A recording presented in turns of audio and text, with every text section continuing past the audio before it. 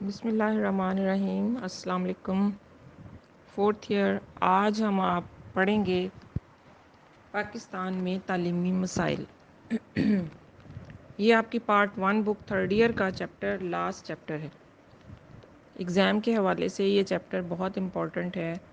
آپ نے سابقہ پیپرز دیکھے ہوں گے، ہر پیپر میں سے آپ نے دیکھا ہوگا کہ 30 نمبر جو ہے وہ کا سوال اس ایک چیپٹر میں سے بنتا ہے۔ 20 نمبر کا فل ہوتا ہے اس میں سے کوسچن، اور 10 نمبر کا کوسچن ایک اور کوسچن کے ساتھ جو ہے وہ اس کا پارٹ ہوتا ہے۔ لیکن جیسے آپ نے دیکھا ہوگا نا کہ آپ کے ہر سوال کے 2 حصے ہوتے ہیں، حصہ اول اور حصہ بے۔ الف میں 10 نمبر کا، 8 نمبر کا یا 6 نمبر کا کوسچن ہوتا ہے۔ بے میں پھر ایسا ہوتا ہے جو بقیہ نمبر بچ جاتے ہیں، جیسے 12 بچ جائیں، 14 بچ جائیں تو وہ سیکنڈ پارٹ میں ہو جاتے ہیں۔ تو پاکستان کے تعلیمی مسائل یہ نہایت اہم جو ہے یہ چیپٹر ہے۔ اب میں آپ کو اس چیپٹر کی ریویژن کروا دیتی ہوں۔ اس کو آپ ڈیلی سنیں اور اس کو یاد ضرور کریں۔ کلاس میں بھی میں نے آپ سے کہا تھا اس کے 9 جو ہے وہ ٹاپکس ہیں، اور آپ اس میں سے ایک بھی نہیں چھوڑیں گی، 9 کے 9 ہی یہ یاد کریں گی۔ اس ایک چیپٹر کو یاد کر لینے سے آپ پیپر کا ایک بڑا حصہ حل کرنے کے قابل ہو جائیں گے۔ تو آپ کے پاس ہونے کے لیے اور اچھی تیاری کے لیے جو ہے وہ ضروری ہے کہ آپ کو جو ہے وہ دوبارہ سے میں اس کو پڑھا دوں۔ جس طالب علم نے نہیں پہلے پڑھا ہوا یا کوئی کنفیوژن ہے تو وہ آپ لوگوں کی دور ہو جائے، تو لہٰذا اس کو آپ نے ضرور یاد کرنا ہے اور اچھے طریقے سے اس چیپٹر کو یاد کرنا ہے۔ اس کے 9 جو ہے وہ ٹاپکس ہیں پاکستان میں تعلیمی مسائل کے۔ کون کون سے تعلیمی مسائل ہیں ہمارے ملک میں؟ پہلا جو ہے وہ ناخواندگی۔ پہلا ٹاپک آج ہم جو پڑھیں گے وہ ہمارا ناخواندگی ہے۔ انسان کو اشرف المخلوقات کا خطاب اس کی علمی برتری کی بنا پر دیا گیا، اور اس زمین پر انسان واحد جاندار ہے جو آپس میں رابطے اور اظہار کے لیے اپنی زبان کے علاوہ تحریر کو استعمال کرنے کا فن جانتا ہے۔ اب اللہ تعالیٰ نے انسان کو اشرف المخلوقات بنایا، اور انسان وہ واحد جاندار ہے جو بولنے کے لیے زبان کا استعمال کرتا ہے، یعنی بات چیت اور ابلاغ جو ہے وہ اللہ تعالیٰ نے اس کو عطا کیا ہے۔ اب اس کے ساتھ وہ کیا کرتا ہے کہ جو وہ بات چیت کرتا ہے، جو ابلاغ استعمال کرتا ہے، اس کو تحریر بھی کر سکتا ہے، یعنی لکھنے کا فن بھی انسان جانتا ہے۔ تو تحریر کیا ہے؟ تحریر کاغذ، گتے، سائن بورڈ، دیوار یا کسی مادی سطح پر نقش، خطوط، لکیریں یا اشکال، ایک مخصوص معنی یا پیغام جس میں ہو یا جسمانی یا پیغام کو ظاہر کرتی ہو، اس کو ہم تحریر کہتے ہیں۔ چاہے ہم کاغذ پر لکھیں، گتے پر لکھیں، کسی سائن بورڈ پر، کسی دیوار پر، وائٹ بورڈ پر، جس بھی جگہ کچھ اشکال اور لکیریں جو ہیں وہ ان کو ہم ملا کر ایک شکل دے دیتے ہیں، اور اس شکل کے اندر ایک معنی یا پیغام چھپا ہوا ہوتا ہے، یا کسی پیغام کو وہ ظاہر کرتی ہے، تو وہ ہماری تحریر کہلاتی ہے۔ اب دیکھیں کہ آپ حروف تہجی جب سیکھتے ہیں تو وہ کیا ہوتے ہیں؟ الف آپ کو ایک سیدھی لکیر نظر آ رہی ہوتی ہے، بے آپ کو جو ہے وہ دوسرے رخ پہ نظر آ رہی ہوتی ہے۔ اس طرح سے یہ ساری کیا ہیں؟ یہ مختلف لکیریں ہیں جن کو ہم جوڑ کر کسی کو ہم جیم کی شکل میں لے آتے ہیں، 2 لکیریں جوڑتے ہیں تو ہم لام لے آتے ہیں۔ اس طرح میم جو ہے وہ ایک ٹیڑھی لکیر کرتے ہیں، ایک سیدھی لکیر کرتے ہیں تو ہم میم بنا لیتے ہیں۔ تو یہ سارا کچھ کیا لکیریں تھیں جن کو ہم نے جوڑ کر حرف بنا لیا۔ پھر ہم ان حروف کو جوڑتے ہیں تو لفظ بنا لیتے ہیں، پھر ان لفظوں کو جوڑتے ہیں تو ہم جملے بنا لیتے ہیں۔ اس طرح سے ہم ایک تحریر جو ہے وہ سیکھ لیتے ہیں کہ کیسے ہم نے پھر جو ہم نے زبان سے بول کر بتانا ہوتا ہے، یا جو ہمارے ذہن میں چھپا ہوا ہوتا ہے، جو ہم نے دوسرے کو بتانا ہوتا ہے، پھر انہی لکیروں، انہی حروف، انہی الفاظ اور جملوں کے ذریعے ہم اس کو کسی کاغذ پر لکھ لیں، کسی گتے پر لکھ لیں، جس بھی چیز پر ہم دوسرے تک پہنچانا چاہیں لکھ لیتے ہیں، تو وہ ہماری تحریر کہلاتی ہے۔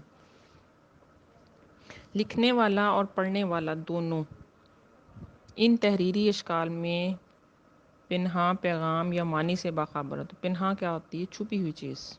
اب یہ تحریری شکلیں جو ہیں ان میں جو معنی یا پیغام چھپا ہوا ہوتا ہے، لکھنے اور پڑھنے والا دونوں اس سے باخبر ہوتے ہیں۔ اب جو شخص تو پڑھا لکھا ہے جو میں نے لکھا،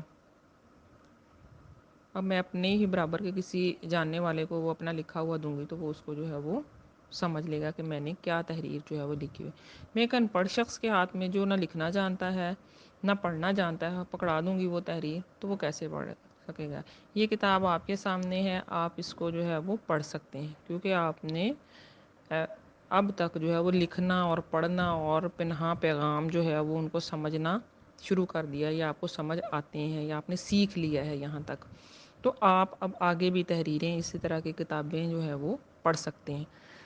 لیکن یہی کتاب میں ایک ایسے شخص کے ہاتھ میں دے دوں جو بالکل اسکول نہیں گیا، جس نے لکھنا نہیں سیکھا، جس نے پڑھنا نہیں سیکھا، تو اس کے لیے یہ کتاب جو ہے وہ ایسے ہی ہوگی جیسے ایک سیاہ جو ہے وہ آپ کہہ لیں کہ جو ہے وہ نقطے اس کو جو ہے وہ نظر آئیں گے یا آڑی ٹیڑھی لکیریں جو ہے وہ اس کو نظر آئیں گی، تو وہ ان میں چھپے ہوئے پیغام کو یا اس بات کو نہیں سمجھ سکتا کہ رائٹر یا کہنے والا جو ہے وہ آپ کو کیا کہہ رہا ہے یا کیا بتا رہا ہے۔ تو اگر کوئی شخص کسی تحریر میں پوشیدہ پیغام کو پڑھنے سے قاصر ہے تو اس کی دو ہی ممکنہ وجوہات ہو سکتی ہیں۔ پہلی تو کیا ہے کہ وہ اس زبان سے نا آشنا ہے، دوسرا وہ اور یا پھر وہ زبان تو جانتا ہے مگر اس کی تحریری شکل کو شناخت نہیں کر سکتا، یعنی وہ ناخواندہ یا ان پڑھ ہے۔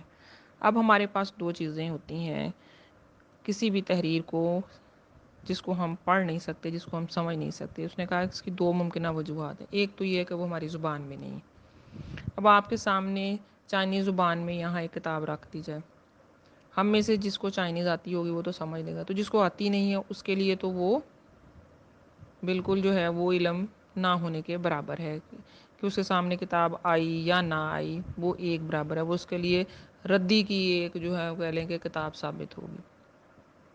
کسی بھی جو ہے وہ ایسی زبان جس کو ہم نہیں جانتے، بنیادی طور پر ہم میں سے عام لوگ جو جانتے ہیں وہ زیادہ سے زیادہ ہم اردو، انگلش اور پنجابی چونکہ ہماری مادری زبان ہے ہم اس کو سمجھ سکتے ہیں، یا کسی کی اور کوئی مادری زبان ہو جیسے سندھی ہے، پوٹوہاری ہے، جو ہمارے ملک میں بولی جاتی ہیں ان کو ہم سمجھ سکتے ہیں کسی حد تک۔ تو وہ کہتے ہیں کہ پھر یا پھر وہ شخص بالکل ہی ان پڑھ ہے، یعنی ہو تو وہ اپنے ملک کا شہری، اردو زبان جو ہے وہ اس میں کتاب لکھی ہوئی ہے یا انگلش میں لکھی ہوئی ہے پنجابی میں اور اس کو بھی وہ نہیں پڑھ سکتا، تو پھر وہ ناخواندہ، یعنی وہ سرے سے تعلیم کے ساتھ اس کا تعلق واسطہ ہی نہیں رہا۔ مگر اس کی تحریری شکل اور شناخت نہیں تو وہ ناخواندہ ہے۔ اصطلاحی طور پر وہی شخص خواندہ سمجھا جاتا ہے جو تحریر پڑھنے اور سمجھنے کے ساتھ ساتھ لکھ لے۔ خواندہ ہونے کا مطلب جو ہے وہ صرف پڑھنا ہی نہیں ہے، لکھنا اور پڑھنا اور زندگی کا ابتدائی حساب کتاب جو ہے یہ کر لینا، یہ ہماری خواندگی کی عمومی ڈیفینیشن میں آتا ہے۔ گویا خواندہ کہلانے کے لیے پڑھائی اور لکھائی دونوں مہارتوں کا حاصل ہونا ضروری ہے۔ بعض ممالک میں جدید دور کے تقاضوں کو مد نظر رکھتے ہوئے گنتی اور سادہ حساب کتاب کر لینے کی اہلیت کو خواندگی سمجھا جاتا ہے۔ دوسرے لفظوں میں خواندگی جو ہے یہ تین چیزوں کے مجموعے کا نام ہے: ریڈنگ، رائٹنگ اور نیومرسی۔ اس کو ہم 3 آرز بھی جو ہے وہ کہتے ہیں، یعنی ان تینوں میں جو ہے وہ آر مشترک ہے: پڑھنا، لکھنا، گنتی اور سادہ حساب کتاب۔ سادہ حساب کتاب کو بھی زبانی اور تحریری دونوں شکلوں میں جو ہے وہ، یعنی ہمیں گنتی آتی بھی ہو، زبانی بھی آتی ہو اور ہم اس کو لکھ بھی سکیں۔ حساب کتاب جمع تفریق ہم زبانی بھی کر سکتے ہیں اور ہم اس کو لکھ کر بھی کر سکتے ہیں۔ تو تینوں مہارتوں کے انگریزی ناموں میں حرف آر مشترک ہے، اس لیے درج بالا تینوں مہارتوں کے مجموعے یا خواندگی کو انگریزی میں 3 آرز کہتے ہیں۔ پاکستان میں سرکاری طور پر ہر وہ شخص خواندہ ہے جو اخبار پڑھ سکے، خط لکھ سکے۔ ترقی یافتہ ممالک میں جہاں جدید سائنسی ایجادات نے معاشرتی زندگی کو بہت پیچیدہ بنا دیا، وہاں خواندگی کا مطلوبہ معیار بھی بلند ہے۔ تو ایسے ماحول میں اگر فرد پڑھا لکھا ہے مگر کیلکولیٹر اور کمپیوٹر کا استعمال نہیں جانتا، یا روزمرہ زندگی میں استعمال ہونے والے برقی آلات یا مشینوں سے کام نہیں لے سکتا، یا عمومی لین دین کے فارم پر نہیں کر سکتا، تو ایسا شخص عملی طور پر ناخواندہ تصور کیا جائے گا۔ اب ہر ملک میں خواندگی کی ڈیفینیشن جو ہے یہ مختلف ہے اس ملک کی لٹریسی ریٹ کے مطابق۔ تو آج کے جدید دور میں خواندگی ہر فرد کی معاشی اور معاشرتی ضرورت بن چکی ہے۔ آج سے سینکڑوں سال قبل جب انسانی معاشرہ تہذیب اور ارتقاء کے ابتدائی مراحل میں تھا اور زندگی کا نظام بہت سادہ تھا، تب تو شاید یہ بھی ممکن نہیں تھا کہ ایک فرد پڑھنا لکھنا سیکھے بغیر پڑھنا لکھنا سیکھے بغیر اپنا کام چلا لے، لیکن موجودہ تکنیکی دور میں جب روزمرہ زندگی کا ہر شعبہ روز افزوں سائنسی ایجادات اور علمی تحقیقات کا مرہون منت ہے، تو ایک فرد کے لیے یہ بہت مشکل ہے کہ وہ ان پڑھ ہو یا ناخواندہ رہے۔ اور پھر ایک آزاد اور خود مختار اور کامیاب زندگی گزارنے کے لیے ہمارے پاس جو ہے وہ علم کا ہونا نہایت ضروری ہے، علم اور بہترین علم جس کو ہم اپنے کام میں لا سکیں، جس سے ہم اپنا بلاغ دوسرے تک پہنچا سکیں، تحریری شکل میں بھی پہنچا سکیں، اور پھر یہ کہ ہم جہاں اپنا معاش جو ہے وہ کمائیں گے وہاں پر بھی ہم اس کو استعمال میں لائیں۔ تو قدم قدم پر تحریر سے ہمارا واسطہ پڑتا ہے، اور اگر وہ تحریر کو شخص پڑھنے سے قاصر ہے تو اسے مشکلات کا سامنا رہے گا یا وہ دوسروں کا محتاج رہے گا۔ اب ہے ان ناخواندگی اور انفرادی مشکلات کہ ایک شخص جو پڑھا لکھا نہیں ہے اس کو انفرادی سطح پر کیا کیا مشکلات ہو سکتی ہیں۔ ہم تعلیم یافتہ لوگ ان مشکلات کا اندازہ نہیں کر پاتے جو ایک ان پڑھ یا ناخواندہ فرد اپنی زندگی میں جو ہے وہ اس کو پیش آتی ہیں، اس کو محسوس کرتا ہے۔ ہم اس احساس محرومی اور احساس کمتری کی شدت کو محسوس نہیں کر سکتے جس کا ایک ناخواندہ فرد لاشعوری طور پر ہر وقت شکار رہتا ہے۔ تو انفرادی زندگی کی جو مشکلات ہو سکتی ہیں وہ آہستہ آہستہ فرد کو ذہنی اور نفسیاتی جو ہے وہ مسائل میں الجھا دیتی ہیں۔ اب اس کو کیا جو ہے وہ ذہنی اور نفسیاتی کیفیات ملتی ہیں، یقین سے وہ گزرتا ہے۔ تو پہلا ہے کہ ایک ناخواندہ شخص اپنا خط پڑھنے سے قاصر ہے، یہ جو تحریر اس کی پرائیویٹ ہم کہہ سکتے ہیں وہ ہوتی ہے، اس کو پڑھنے سے قاصر ہے۔ اب جب وہ خود نہیں پڑھ سکتا تو وہ دوسرے کے پاس لے کر جائے گا جو پڑھا لکھا ہے، جو تحریر کو سمجھ سکتا ہے، تو جب اس کے پاس لے جائے گا تو اس کی وہ کانفیڈنسی یا اس کی ہم کہہ لیں کہ جو پرائیویسی ہوتی ہے وہ تو ختم ہو گئی، یعنی تحریر کو ایک اور شخص نے بھی جو ہے وہ پڑھ لیا، وہ تحریر جو ایک ہی انسان کے لیے ہونی چاہیے تھی یا اس میں اس کے لیے کوئی خاص بات تھی، یعنی اپنی وہ ذاتی اور گھریلو خطوط پڑھانے کے لیے وہ دوسروں سے مدد کا طلبگار ہوتا ہے۔ دوسرا ہے کہ ہم اپنے ماں باپ، بہن بھائی، بیوی بچوں، دوستوں کو جو ہے وہ کوئی تحریر نامہ نہیں لکھ کر دے سکتے، کوئی خط نہیں لکھ کر دے سکتے۔ تو وہ کیا ہے، یہ دور فاصلوں پر جو لوگ موجود بیٹھے ہیں پھر یہ وہی جانتے ہیں کہ کیسے وہ اس جو ہے وہ ناخواندگی کو فیس کر رہے ہوتے ہیں۔ ناخواندہ شخص اپنے کاروبار کا حساب کتاب جو ہے وہ تحریری طور پر نہیں کر سکتا، اس کے لیے بھی اس کو دوسروں کی مدد لینی پڑتی ہے، پھر دوسرا بھی اس کے جو ہے وہ مسائل سے آگاہ ہو جاتا ہے۔ اپنی جائیداد کے کاغذات، دیگر سرکاری دستاویزات نہ تو وہ پڑھ سکتا ہے نہ ان کو جانتا ہے، جہاں اس کے سائن ہونے وہاں اس کو انگوٹھا جو ہے وہ لگوایا جاتا ہے، تو اس کو نہیں پتہ ہوتا کہ انگوٹھا جو ہے وہ کہاں لگ رہا ہے کہاں نہیں۔ اس طرح ہمارے ملک میں بے شمار جو ہے وہ ان میں فیئر کام جو ہے وہ اسی طریقے کے ذریعے جو ہے وہ ہوتے ہیں، یعنی لوگوں کی لا علم ہونے کی وجہ سے ان سے ناجائز فوائد حاصل کیے جاتے ہیں۔ سفر کے دوران بس یا ویگنوں کے روٹ نہیں پڑھ سکتا، چنانچہ وہ منزل پر دیر سے پہنچتا ہے یا غلط بس میں بیٹھ جاتا ہے، یا اس طرح کے بے شمار مسائل جو ہے وہ ایسے لوگوں کو پیش آتے ہیں۔ چونکہ وہ پڑھ لکھ نہیں سکتے اس لیے اپنے حقوق و فرائض سے بھی پوری طرح آگاہ نہیں ہوتے، قانون کا علم نہیں ہوتا، دوسروں کے رحم و کرم پر ہوتے ہیں، اور ہر کوئی اس کا جو ہے وہ ایک ان پڑھ شخص کا استحصال کرتا ہے۔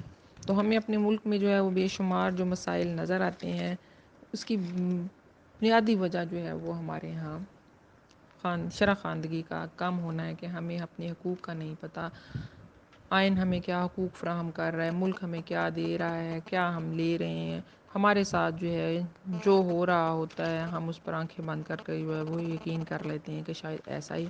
تو ہم میں سے بہت سے لوگ جو ہے وہ اپنے حق کے لیے آواز کیوں نہیں اٹھا پاتے، اس لیے کہ ہم جانتے ہی نہیں ہوتے کہ ہمارے حقوق کیا ہیں، ہمارے فرائض کیا ہیں، ہمیں کیا فرض جو ہے یہ ادا کرنا ہے۔ ٹھیک ہے، یہاں تک آپ اس کو جو ہے وہ یاد کریں گی، اور اس کے مسائل جو ہے یہ ہم کل پڑھیں گے۔ میں پھر آپ سے کہہ رہی ہوں یہ آپ کا انتہائی امپورٹنٹ چیپٹر ہے، اس کو آپ ضرور یاد کیجیے گا، اور اس کوئی ٹاپک آپ نے چھوڑنا نہیں ہے۔ اس کے علاوہ آپ کو کوئی مشکل ہو، کوئی ٹاپک آپ نے دوبارہ سے پڑھنا ہو تو پلیز وہ مجھے بتا سکتی ہیں، میں آپ کو دوبارہ پڑھا دوں گی۔ اللہ حافظ۔